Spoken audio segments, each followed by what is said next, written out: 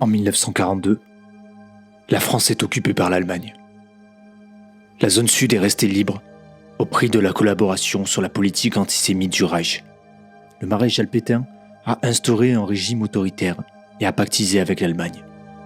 Mais la France libre, celle qui a refusé de collaborer, existe.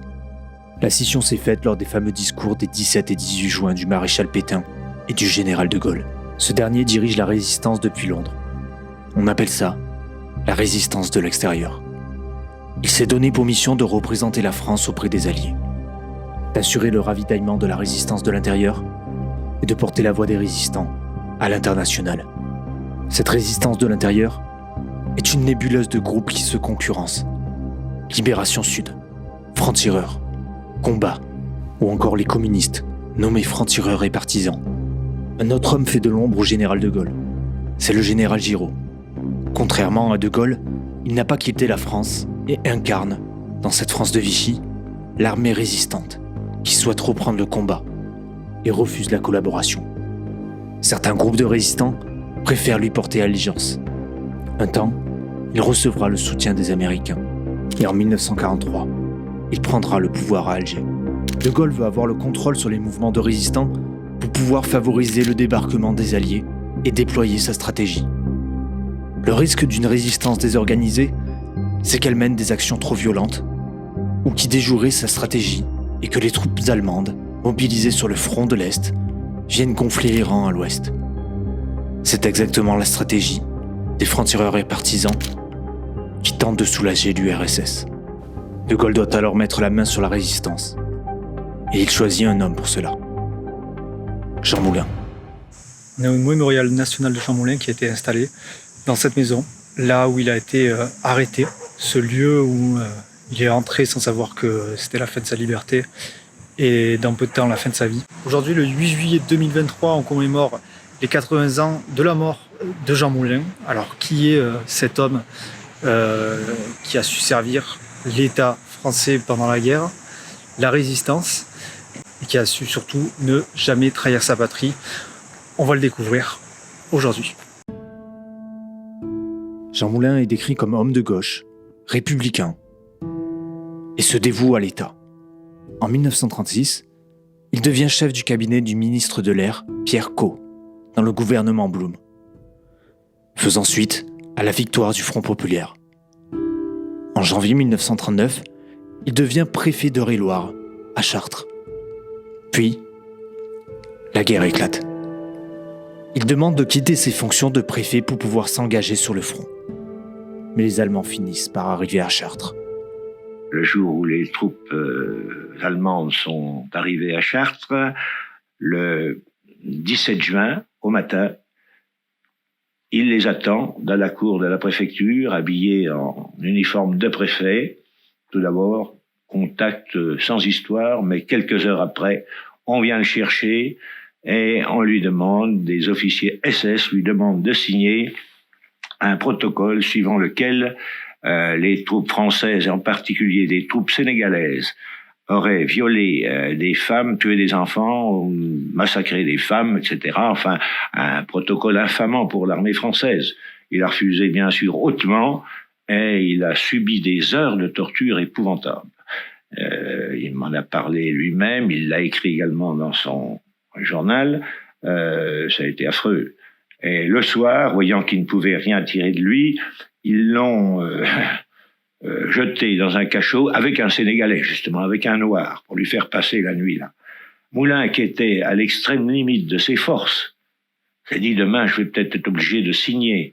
Alors, pour éviter ça, pour éviter cette honte, il a ramassé, il y avait un soupirail, je suis allé avec lui voir les lieux, un soupirail dont les vitres étaient cassées. Il a ramassé un morceau de verre par terre. On a dit qu'il s'était donné un coup de rasoir, pas du tout. Un morceau de verre qu'il a ramassé par terre et il s'est tranché la gorge pour mourir parce qu'il avait peur le lendemain d'être obligé, complètement anéanti, de signer le papier.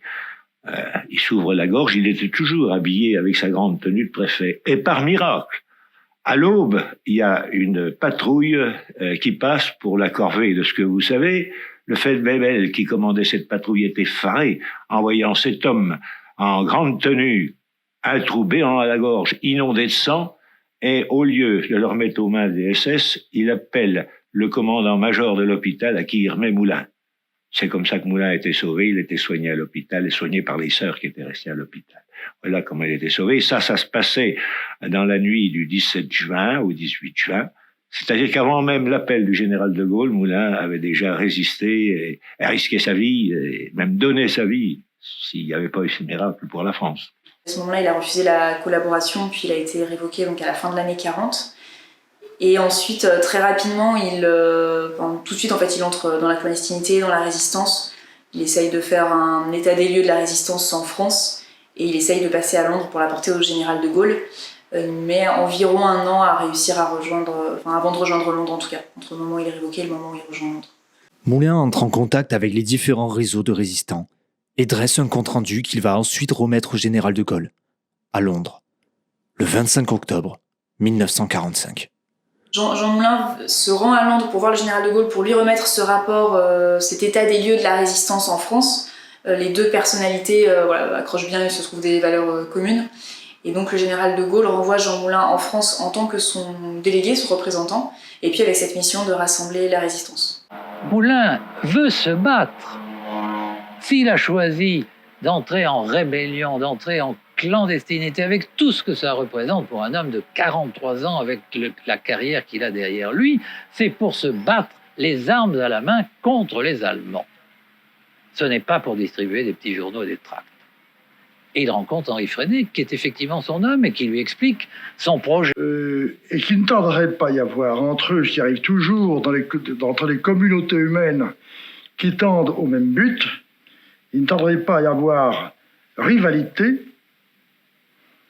concurrence, avec ce qui peut en découler, et qu'il était indispensable que nous puissions nous rassembler derrière le symbole, c'est le mot que j'ai employé, que représentait pour nous le général de Gaulle, qui avait le grand avantage, d'abord d'être là où il était, deuxièmement de pouvoir parler ouvertement, donc en notre nom si nous le souhaitions,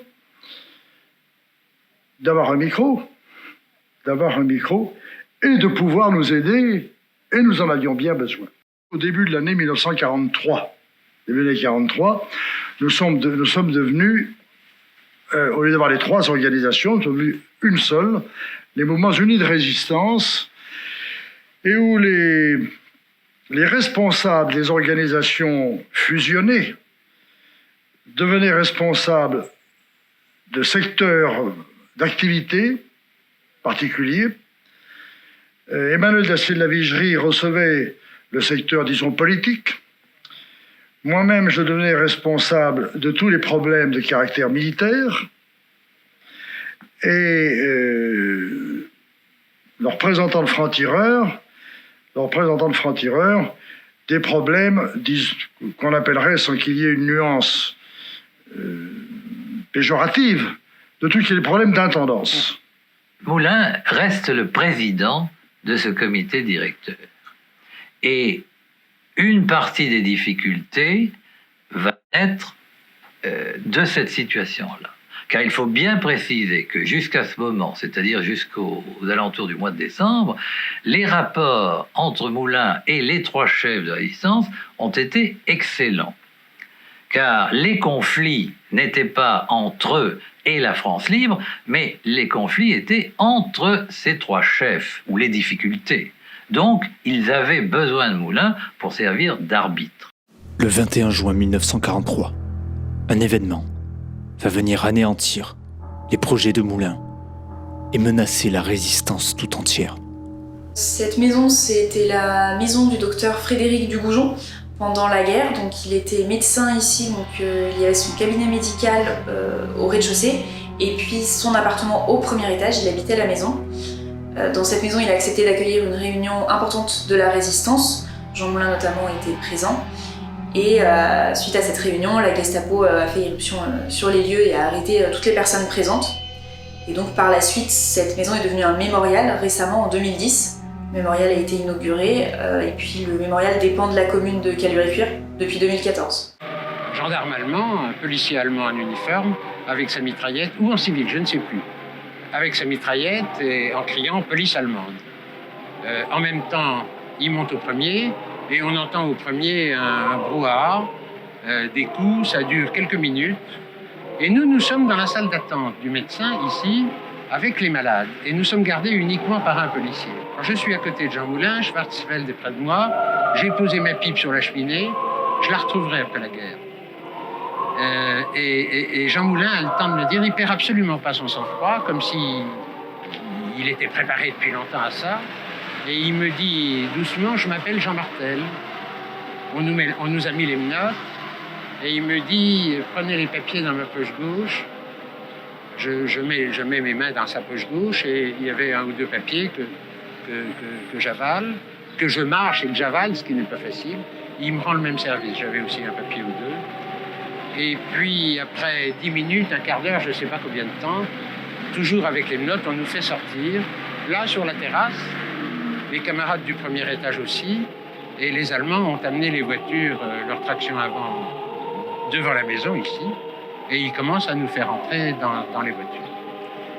C'est à ce moment-là que je m'aperçois que de la présence de Hardy, qui n'était pas convoqué à la réunion, et qui était là, et qui n'avait pas les menottes, et qui bouscule le policier qui le tenait, et qui traverse cette place, je ne sais pas dans quelle direction, alors qu'il y avait 7 ou 8 hommes de la Gestapo munis de mitraillettes, 1 ou 2 coups de feu isolés, et c'est tout. Pour moi, personnellement, ça a été l'élément décisif, sa présence et cette évasion impossible qui m'ont fait penser que Hardy était pour quelque chose dans l'arrestation. Alors c'est un lieu qui est très symbolique puisque c'est la maison dans laquelle Jean Moulin a fait ses derniers pas d'homme libre. Donc c'est symbolique à la fois pour Jean Moulin et pour la résistance. C'est aussi assez précieux d'avoir pu conserver un lieu comme ça dans lequel il y a eu une réunion de la résistance. Nous, la vocation du mémorial, c'est vraiment de montrer les lieux tels qu'ils étaient à l'époque où les événements se sont déroulés. Et donc c'est vrai que ce lieu, c'est un mémorial qui permet de s'attarder sur un événement en particulier de cette histoire, puisqu'on parle particulièrement de l'arrestation du 21 juin 1943 au cours de notre visite. Et c'est aussi l'occasion d'élargir autour d'autres valeurs, par exemple de la citoyenneté, par rapport à l'engagement de Jean Moulin ou d'autres personnes au cours de l'histoire. C'était un résistant important de par ses actions, de par ses missions, mais ce qui en fait une figure héroïque, c'est le fait qu'il n'ait jamais parlé sous la torture. Jusqu'en 1964, Jean Moulin est un héros de guerre, un brave, un serviteur de la France. Sa vie fut héroïque, mais sa mémoire peut encore tomber dans l'oubli. La politique de mémoire portée par Charles de Gaulle place Jean Moulin au rang de mythe national. Il devient l'homme qui n'a pas trahi la France, l'homme qui s'est sacrifié pour la nation, l'homme qui ne s'est jamais autorisé, même sous la torture, à céder un instant à l'ennemi. Il entre alors au Panthéon, porté par les mots légendaires d'André Malraux, qui ravivent la flamme de la résistance pour l'éternité. Et avec l'un des plus grands discours de l'histoire de France, il célèbre l'une des plus belles attitudes que peut avoir un Français. L'attitude d'un résistant. Le résistant. Son rôle est joué et son calvaire commence. Bafoué, sauvagement frappé, la tête en sang, les organes éclatés, il atteint les limites de la souffrance humaine sans jamais trahir un seul secret, lui qui les savait tous. Comprenons bien que pendant les quelques jours où il pourrait encore parler ou écrire, le destin de la résistance est suspendu au courage de cet homme. Comme le dit Mademoiselle Moulin, il savait tout. Georges Bidault prendra sa succession. Mais voici la victoire de ce silence atrocement payé. Le destin bascule. Chef de la résistance, martyrisé dans des caves hideuses, regarde de tes yeux disparus toutes ces femmes noires qui veillent nos compagnons. Elle porte le deuil de la France et le tien. Regarde glisser sous les chênes du Quercy, avec un drapeau fait de mousseline nouée, les maquis que la Gestapo ne trouvera jamais parce qu'elle ne croit qu'aux grands arbres. Comme Leclerc entra aux Invalides avec son cortège d'exaltation dans le soleil d'Afrique, entre ici, Jean Moulin, avec ton terrible cortège.